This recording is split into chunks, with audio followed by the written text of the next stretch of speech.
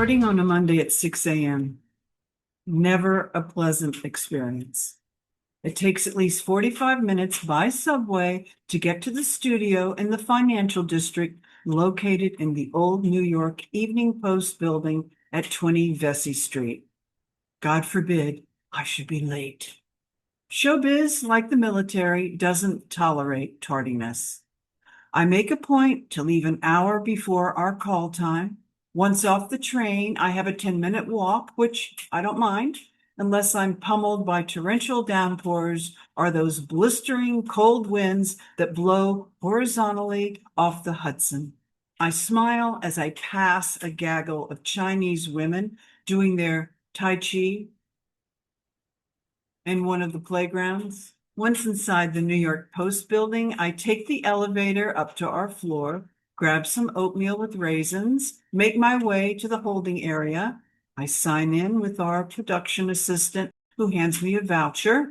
Next, like a homing pigeon, I head to the white plastic rectangular folding table where our little group sits.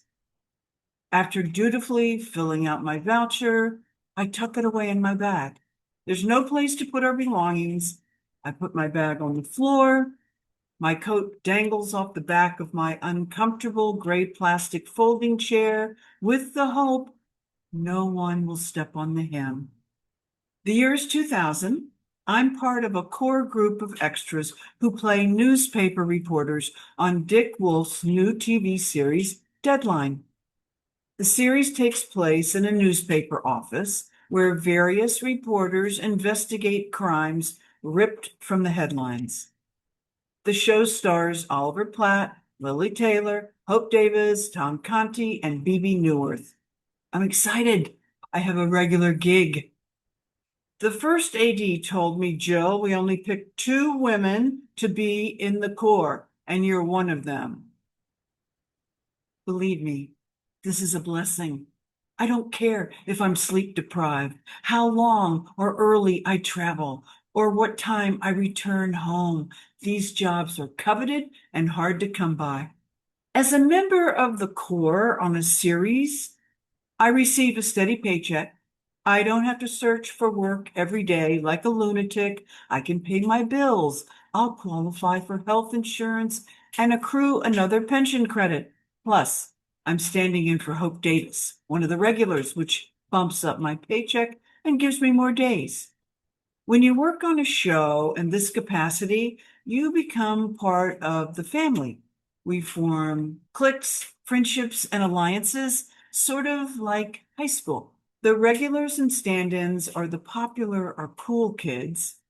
The outsiders are the non-regulars and non-union people who are hired on a as-needed basis. Today, our little clique consists of 5 guys, including myself and Donna, the only non-union member of our clique. We've adopted her. We're mentoring her so she can join the Screen Actors Guild because non-union sucks.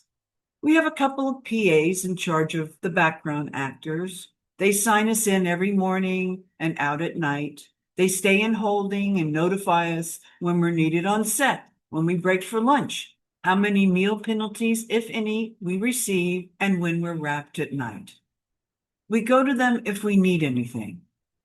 One of the PAs working on the show, we'll call him Roy. I met Roy while working on the original Law and Order. When I first met him, he looked like a regular guy, not handsome by any means, but presentable. Now he's bloated, not in a flabby way, but like someone took an air pump and blew him up. His skin is stretched tight. His face is enormous and round. I'm concerned. He's scary looking. After a couple of weeks working on the show, Donna, the non-union extra I'm helping to mentor, squeezes in beside me at our folding table and in hushed tones. Roy's been demanding sexual favors from non-union extras in exchange for putting them on the show. What? Are you sure? She nods her head, yes. Has he done that to you? She nods her head, no. Have you seen him do that? Again, she nods. No. Okay, well, we can't make unsubstantiated accusations. But this is serious. We need evidence. Keep your eyes and ears peeled. Keep me posted. Several days later, I'm standing in for Hope Davis on location with deadline. Since I've eaten a sandwich from Crafty earlier, I'm not hungry. I retire to our holding area during a lunch break.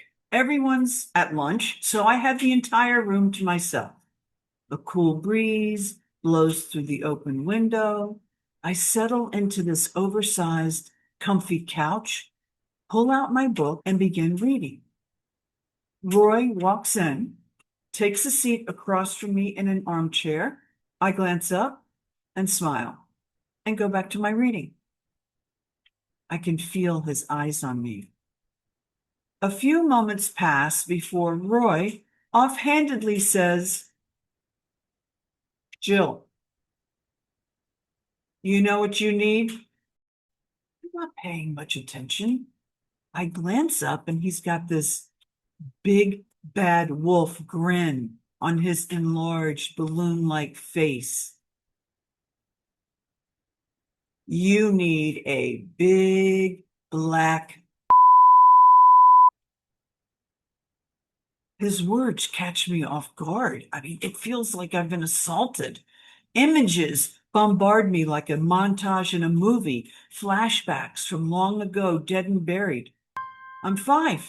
An older boy pulls me into the bushes. I'll show you mine if you show me yours. Sitting in the back of our Pontiac station wagon, my mother whispers, Never let anyone touch you. I'm 9. My mother's brother sits next to me on my bed. You have a boyfriend? You never kissed a boy? Would you like to? I'm 18. A frat boy pins me down, his hand on the zipper of my jeans. What? Aren't you a hippie? I thought you believed in free love. I'm 18. The doctor crosses from behind his oak desk, places his hand inside my shirt, fondles my breast. I'm frozen, powerless. In all these years, I never told anyone about any of these incidents. Why? Was it because my mother left out an essential element of her warning, the part where I should report back to her if anything happened to me? I mean, was it because Southern women are trained to be compliant, obedient, always smile, act nice? My silence protected these predators. Their secret was safe with me. In 2006, Tarana Burke coined Me Too in a MySpace post to highlight sexual assault, but the phrase ignited a global movement in 2017 when actress Alyssa Milano tweeted it 10 days after reports of Harvey Weinstein's abuse surfaced. Her call for others to reply Me Too sparked a tidal wave of survivors sharing their stories, exposing the widespread nature of sexual abuse. But in 2000, there's no Me Too, no mass movement, just Roy's self-satisfied, smug, diabolical, Joker-like grin spreading across his expanded face that ignites rage in the pit of my stomach. Something inside me snaps. I am no longer a helpless child. I'm a 50-year-old grown woman. I live, work, and support myself in New York City. How dare you? I will not protect you. I will not remain silent. Like a militant freedom fighter, I raise my fist high. If you ever speak to me like that again, I'm going to shove my fist down your throat. Excuse me. No excuse. I'm confused, furious. Well, I don't know what to do. I stood up for myself. Now what? I can't afford to lose this job. That night, I call a friend because she's friends with Roy. I tell her about the incident. I think I have to turn Roy in. Oh, no, no, no, no, no, no, no. Don't do that. I have to. I can't believe you're defending this guy. He can't help it. He has a demon inside him. You need to pray for him. You're defending this creep? Not only that, I was told by a reliable source he's sexually abusing non-union women. You'll ruin him. He's married. He has 2 daughters. Well, I hope to God he's not sexually abusing them. The next day, I'm nervous, but I pull the second AD aside and I tell him what Roy said to me and the rumors that he's demanding sexual favors from non-union women. The AD assures me I'll take care of this. I go back to set. Roy's working that day. I manage to avoid him. That evening, when we're wrapped, I stand in line, waiting my turn for Roy to sign my voucher. And when I hand it to him, to my amazement, at full volume, he says, "Oh, don't mess with Jill, or she'll threaten to shove her fist down your throat." I mean, my God, the absolute unbelievable nerve of this guy. I, I don't want to cause a scene, but I'm not going to back down. Under my breath, you're damn right I will. Days pass, and day after day, Roy's still on set, still working with us, signing us in, signing us out, and making his insidious, stupid comments to me. One day, I show up for work. No Roy. I figure finally someone removed the sexual predator from his job. That afternoon, I approached the second AD, the one who assured me he'd take care of things. So, where's Roy? Now, I'm expecting him to tell me he'd taken care of the situation and Roy had been fired. Instead, Roy's in jail. What? Yeah, we got a call this morning.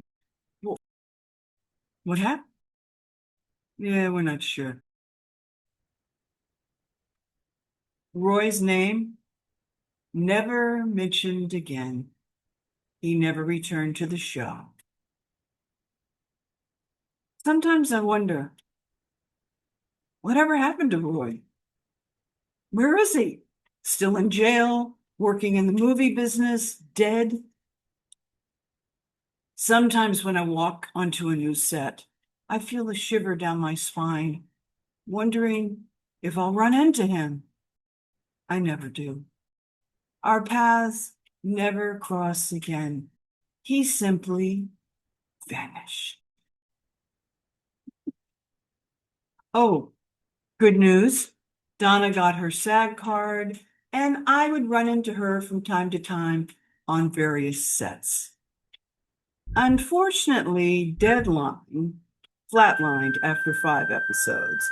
We shot 13, but for some reason, the ratings plummeted after the second episode. That's showbiz. The good news, Dick Wolf had another show in the pipeline, Law and Order Criminal Intent.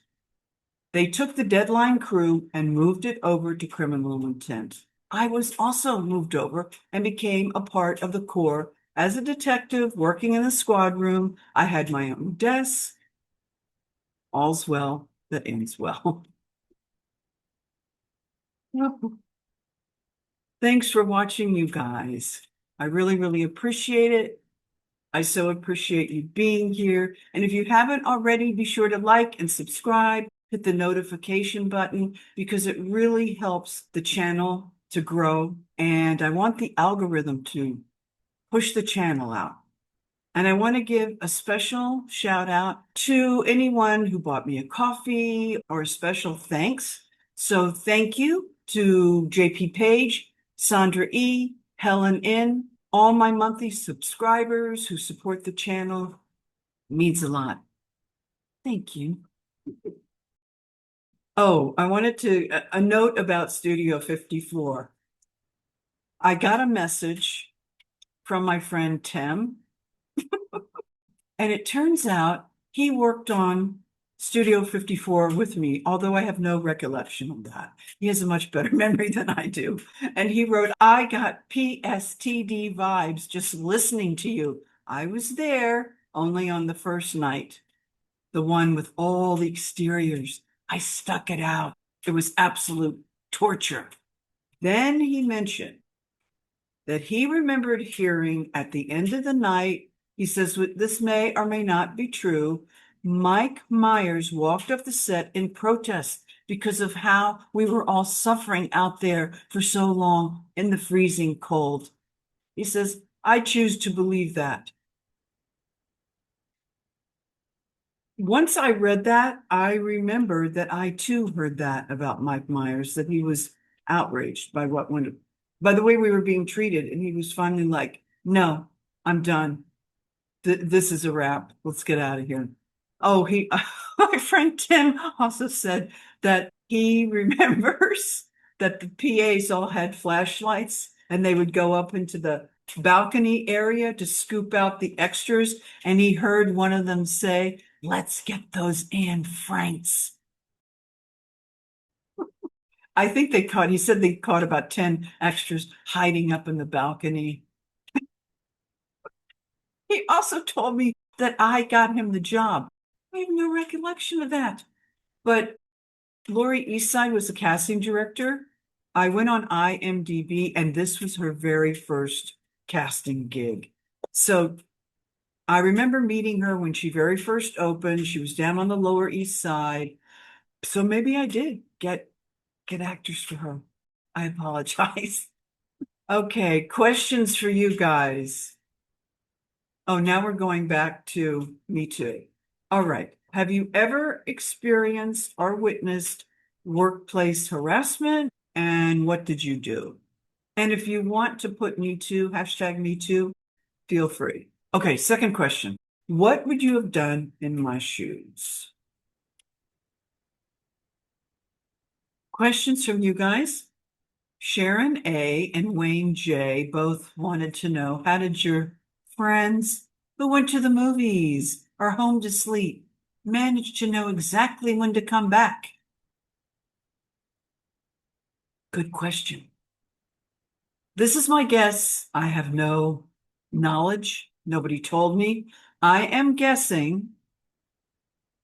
Well, we had cell phones then. And if you wanted to work, you had to have a cell phone and a computer and all that. I'm guessing they had somebody on set that was on lookout and they were making calls to them periodically. What's going on? Where's it lunch? Did they finish lunch? All that stuff. So that's what I'm thinking. They just called whoever was back on set to give them info. Oh, Wayne was like, how did your friends know where to go to get warm? Anywhere but there. I mean, going to the movies, that's pretty risky. Going home to take a nap, I consider that risky. Hanging out in the bathroom, I've done that before. Oh, yes, I have. And it was another freezing cold night. And I was like, oh no, in an evening gown with spaghetti straps. Oh, no, no, no, no, no, no.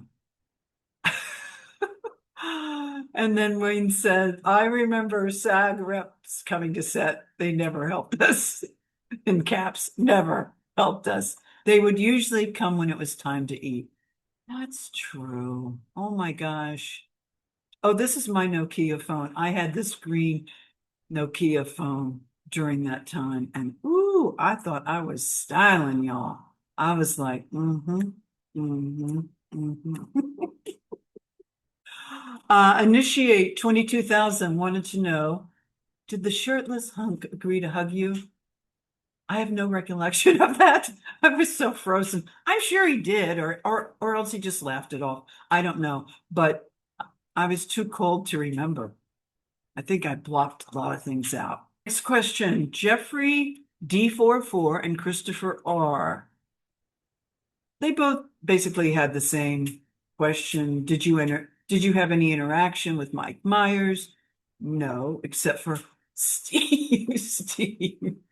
Steve, please.